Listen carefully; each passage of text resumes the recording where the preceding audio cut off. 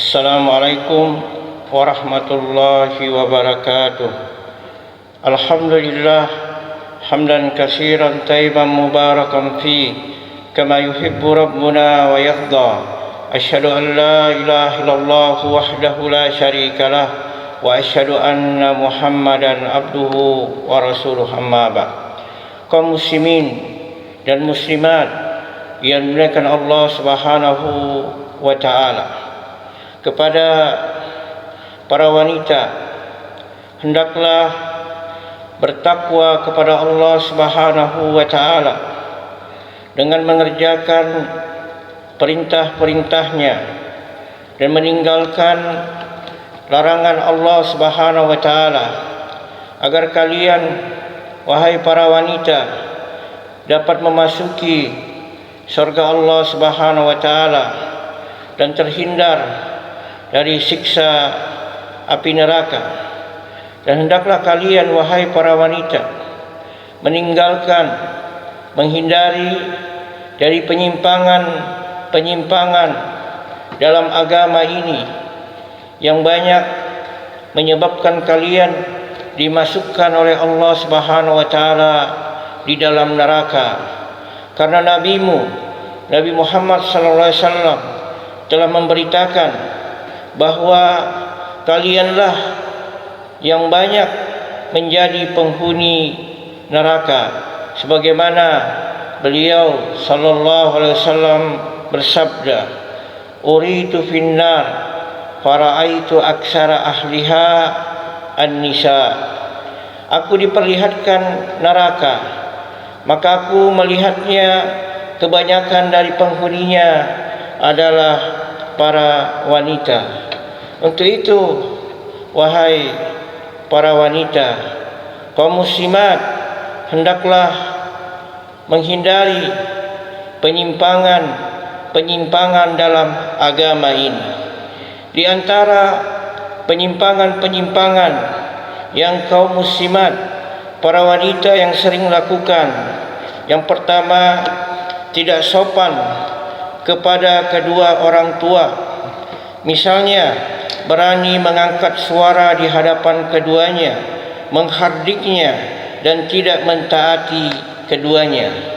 Karena Allah Subhanahu wa taala melarang hal tersebut, sebagaimana Allah berfirman, fala taqul lahuma uffin wa la tanharhuma wa qul lahuma qawlan karima.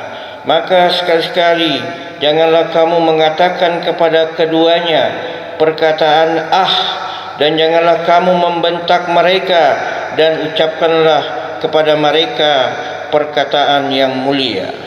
Adapun penyimpangan yang kedua, wahai para wanita, kaum muslimat, yaitu meninggalkan amal ma'ruf dan nahi mungkar serta dakwah di kalangan kaum wanita, mungkin karena malu atau takut kepada mereka, padahal Allah Subhanahu wa taala berfirman, wal mu'minuna wal mu'minatu ba'duhum awliya'u ba'd ya'muruna bil ma'ruf wa yanhauna 'anil munkar. Dan orang-orang yang beriman dari kalangan laki-laki dan orang-orang yang beriman dari kalangan wanita, sebagian satu dengan sebagian yang lain, mereka saling tolong-menolong, mereka saling menyeru, memerintahkan untuk berbuat yang ma'ruf dan mencegah dari untuk melakukan perbuatan yang mungkar. Selanjutnya, penyimpangan yang umum yang banyak dilakukan oleh para wanita. Yang ketiga, banyak ngerumpi macam-macam saat berkumpul di majlis kaum wanita.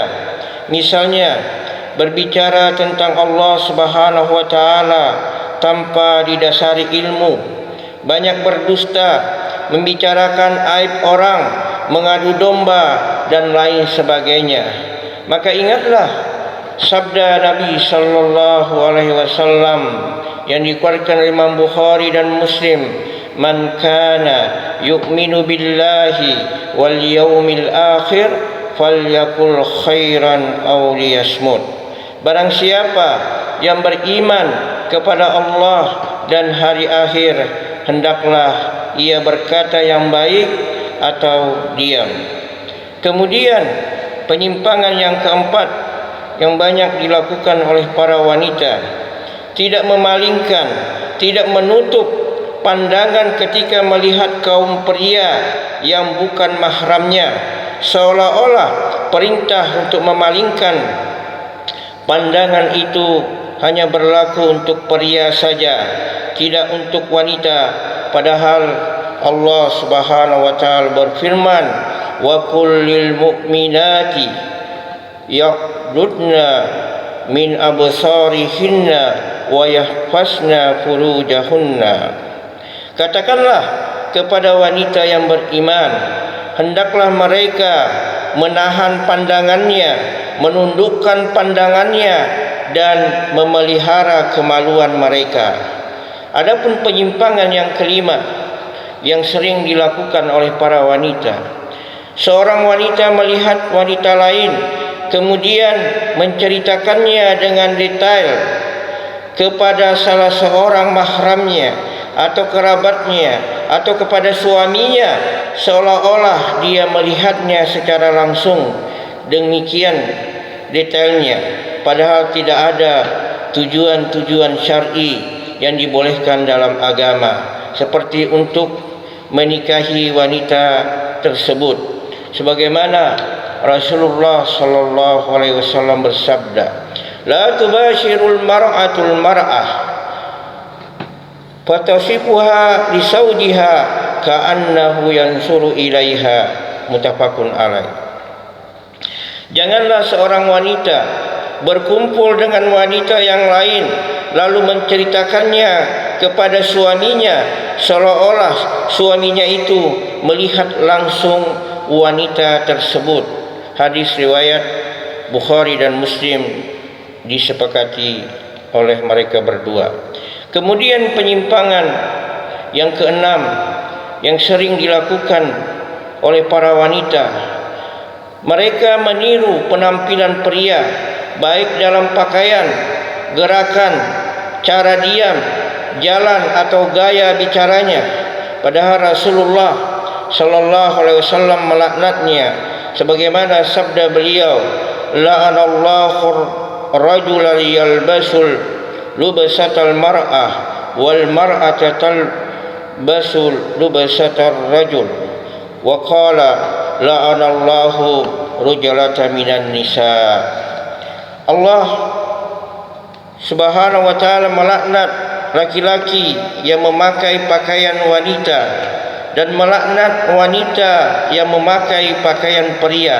Dan beliau juga bersabda, Allah Subhanahu wa taala melaknat orang-orang yang meniru pria, wanita yang meniru pria dalam berpakaian. Hadis riwayat Imam Abu Daud. Kemudian penyimpangan yang ketujuh yang sering dilakukan oleh para wanita, melakukan perbuatan yang haram yang dapat mendatangkan laknat dari Allah Subhanahu wa taala, seperti mencabut atau mencukur bulu alis untuk kecantikan. Demikian juga mengikir gigi untuk memperbagusnya dan mengubah ciptaan Allah Subhanahu wa taala, sebagaimana sabda Nabi sallallahu alaihi wasallam, Allah Subhanahu wa taala melaknat wanita yang mentato dan yang ditato, wanita yang mencabut, mencukur bulu alis agar untuk tampil cantik, dan wanita yang minta dicabut, wanita yang mengikir giginya supaya bagus, dan wanita yang merubah ciptaan Allah Subhanahu wa taala. Hadis riwayat Bukhari dan Muslim. Beliau juga bersabda, la'anallahu al-wasilata wal mustawsalah Muttafaqun alaih. Allah Subhanahu wa taala melaknat wanita yang menyambung rambut palsu dan wanita yang minta disambung.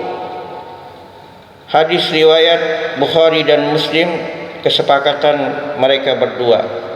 Kemudian kaum muslimin dan muslimat, penyimpangan yang sering dilakukan oleh para wanita yang kedelapan, membuang waktu untuk hal yang tidak bermanfaat.